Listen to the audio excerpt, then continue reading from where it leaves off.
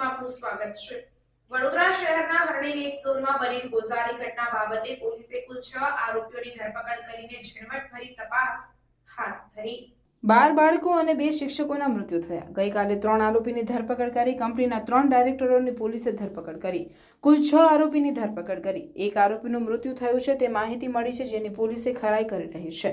આરોપીના સરનામા બદલાયા છે, જે મામલે અમે નવા સરનામા મેળવી લીધા છે। કંપનીના 15 લોકો વચ્ચે પાર્ટનરશિપ છે। પાર્ટનરોએ ટકાવારી પ્રમાણે શેર વહેંચી લીધા। તપાસ યોગ્ય રીતે ચાલી રહી છે। તપાસ એસીપી ક્રાઇમ રાઠોડને આપી 11 લોકોની અંતિમ વિધિ પૂરી થઈ।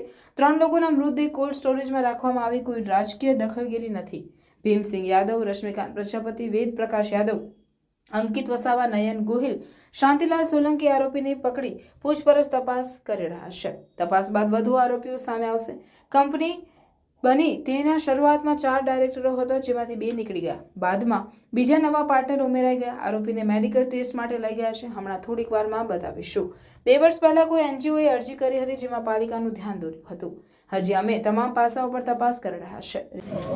कल बड़ौदा शहर के हरणी तालाब है, वहाँ पे लेक जोन है, वहाँ बोटिंग करते हुए स्कूल के सनराइज स्कूल के कुल 12 बच्चों का दुखद अवसान हुआ डूबने की वजह से, और 2 उनके साथ में जो टीचर्स थी, लेडी टीचर, उनका जो दुखद अवसान हुआ। उसके बाद वहाँ पे इमीडिएटली जैसे ही मैसेज मिला, अलग अलग टीमें वहाँ पहुँच गई। फायर ब्रिगेड की टीम, पुलिस की टीम, लोग प्राइवेट लोग थे, सब लोगों ने वहाँ से लगभग 18 जितने लोगों को वहाँ से बचाया। और बाद में एनडीआरएफ की टीम भी आने के बाद वहाँ पे डीप सर्च भी किया गया कि कोई अभी नीचे रह नहीं गया हो। तो बाद में सारे लोगों को जितने भी थे नियरेस्ट हॉस्पिटल में 1-2 मिनट के रास्ते में हॉस्पिटल में वहाँ एडमिट कराया गया था। और उसके बाद कुछ लोगों को एसएससी हॉस्पिटल में लाया गया था, हॉस्पिटल में, और रात को ही पोस्टमार्टम करके सारे बॉडियाँ सौंप दी गई थी। और आज सभी का जो लगभग 14 में से 11 लोग का अंतिम संस्कार हो गया। और कुछ लोगों 3 के परिवारजन अभी बाहर हैं, उनके आने के बाद उनका भी अंतिम संस्कार होगा। ये जब बनाव बना तो उसी समय इमीडिएटली एक गुना हरणी पुलिस स्टेशन में दाखिल किया गया, जो बड़ौदा महानगर पालिका के कार्यपालक इंजीनियर, एग्जीक्यूटिव इंजीनियर ने दाखिल कराया, जिसमें ओटिया प्रोजेक्ट नाम की एक कंपनी है, जिनके साथ कॉर्पोरेशन का कॉन्ट्रैक्ट हुआ था। और उस कॉन्ट्रैक्ट के तहत ही यहाँ पर भौतिक सुविधा और दूसरी बहुत सारी सुविधाओं का विकास करना था। और वहाँ से जगह से ही जो पूरा मैनेज करने वाला जो मैनेजर, उनके अलावा जो बोट सेफ्टी के लिए जो उनका इंचार्ज था, और बोट चलाने वाला, इन 3 लोगों को उस समय ही वहाँ पे डिटेन किया गया। तो बाद में इंट्रोगेशन करने के बाद उनका रोल के अकॉर्डिंग को अरेस्ट किया गया। आईपीसी 304, 308, 114, 337 और 338 के अंदर ये सीरियस गुना दाखिल किया गया है। उस गुना को अच्छे से इन्वेस्टिगेशन हो और सारे पहलुओं को अच्छे से जांच हो, इसके लिए एक एसआईटी की रचना की गई है, जिसमें एडिशनल कमिश्नर्स लिए और 2 डीसीपीज और एसीपी क्राइम ब्रांच के मिस्टर राठौर को इन्वेस्टिगेशन दिया गया है। पूरी टीम बना के अलग अलग जितने भी दिशाओं में एफएसएल की इंटेलिजेंस में एफएसएल के साथ लेके पंचनामा किया गया। पंचनामा करने के बाद जितने भी टेक्निकल हमें एविडेंस चाहिए वो एविडेंस कलेक्ट किया गया है। और अभी आरोपियों को पकड़ने के लिए जो रात से पूरी टीमें लगी हुई थी, और उन टीमों ने 3 फर्दर आरोपी, जो ये कंपनी बनी है ओटिया प्रोजेक्ट के नाम से, उसमें कुछ जो कंप्लेन हमें मिली थी, उसमें 15 जितने इसके पार्टनर्स हैं, उन 15 पार्टनर्स में 3 को अरेस्ट किया गया। 2017 में ये कॉन्ट्रैक्ट हुआ था, 6 सालों में चेंज भी हो गया। और उसके अलावा किसी एक की इसमें डेथ भी हुई है, तो उसको भी हम लोग देख रहे हैं। और फर्दर जो जितने आरोपी अभी पकड़े गए हैं, उनको इंट्रोगेट हम लोग कर रहे हैं कि ये कंपनी के एम्प्लॉय हैं या कंपनी के अलावा कोई सब लेटिंग हुई है, वहाँ किसी और कॉन्ट्रैक्ट दिया गया, चलाने वाले कैसे है, इन्होंने जो कॉर्पोरेशन के साथ जो कॉन्ट्रैक्ट किया था, उससे कहाँ कहाँ उल्लंघन किया, किसकी जवाबदारी थी जो सेफ्टी और सिक्योरिटी को इंश्योर करने के, सारे लोगों की पहलू को हम जाँच कर रहे हैं। और इसके अलावा जो अभी 18 आरोपी हमारे FIR में है, वो 18 से भी ज़्यादा संख्या बढ़ेगी। रोल के हिसाब से जितने लोगों ने वहाँ पे बेदरकारी की, जिसकी वजह से दुखद बनाव बनाया है। और जितने भी टेक्निकल हमारे अगल बगल CCTV कैमरास को भी हम लोग जो फुटेज वगैरह कलेक्ट किया है। और लोगों से हम अपील भी करते हैं, जिनके पास कोई भी अगर मोबाइल में कोई वीडियो वगैरह हो तो आप उनको शेयर करेंगे। और इसको लेके ये इन्वेस्टिगेशन में कोई किसी तरह से कोई खामियां नहीं रह जाए, ऐसा जो राज्य सरकार की तरफ से सूचना, स्पष्ट सूचना है कि किसी भी जो कल्प्रिट है उसको छोड़ा नहीं जाएगा और उसके विरुद्ध में पूरा एविडेंस कलेक्ट करके इस कोर्ट में सजा उस दिशा में पूरी कार्रवाई की जाएगी। सर, जो जिम्मेदारी जिसका काम मॉनिटरिंग करना था कॉर्पोरेशन वाले हैं, तो क्या उन पे कार्रवाई होगी?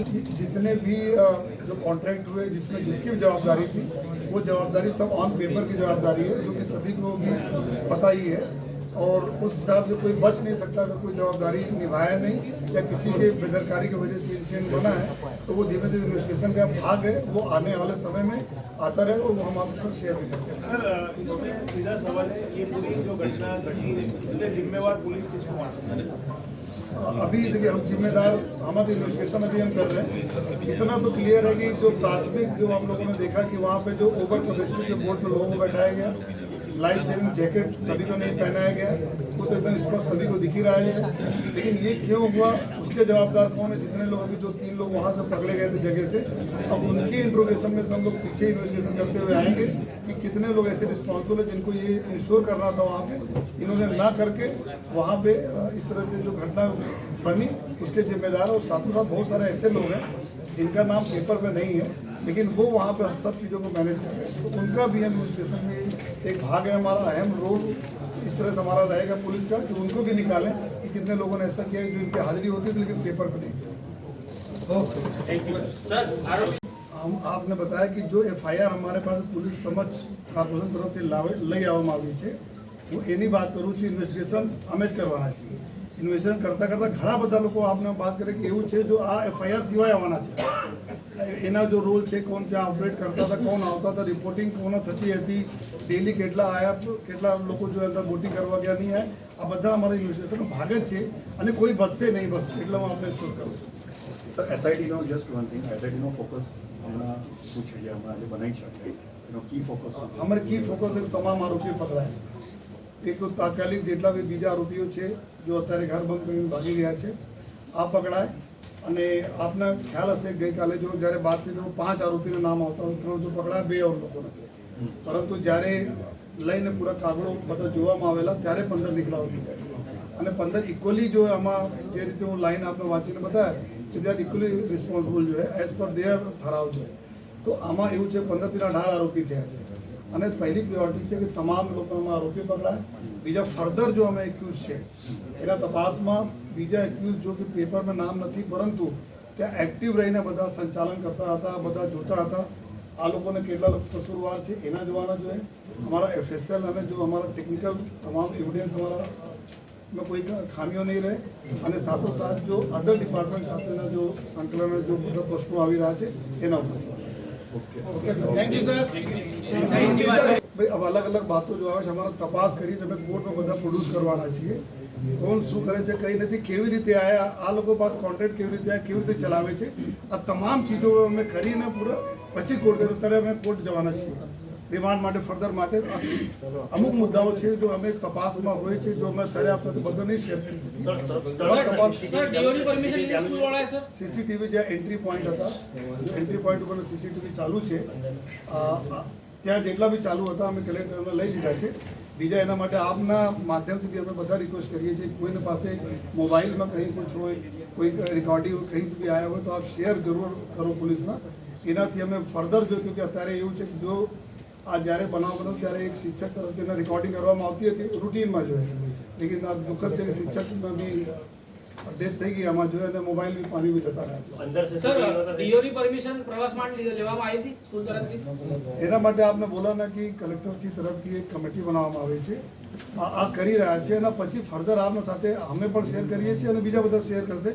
અત્યારે અમે જો ક્રિમિનલ દૃષ્ટિએ તપાસ જો ચાલુ થઈ છે આ બધા मतलब જેટલા બી પોઈન્ટ્સ આપ રેઝ કરો છો આ બી અમારા તપાસનો વિષય છે જો આવનાર દિવસોમાં અમે કરવાના છીએ। ક્લેરિટી આવી કે આ બોર્ડમાં એકચ્યુઅલી કેટલા લોકો બેસેલા હતા, બીકોઝ ઇઝ અ કન્ફ્યુઝન કે કેટલા નંબર। આમાં જો જે તે વખતે આ ઘણા બધા વિદ્યાર્થીઓ ત્યાં આવ્યા હતા પિકનિક માટે, અમુક જો આ લોકો જો બેચેસ બનાવ્યા અમુક ના પાડી દેવા માટે અમુક બેસા તો જો લિસ્ટ પ્રમાણે એના હતા, લિસ્ટમાં જો શું જો જે શિક્ષકો જો સર્વાઈવ થયા હતા એની તરફ જો कन्फ्यूजन क्रिएट થયા હતા।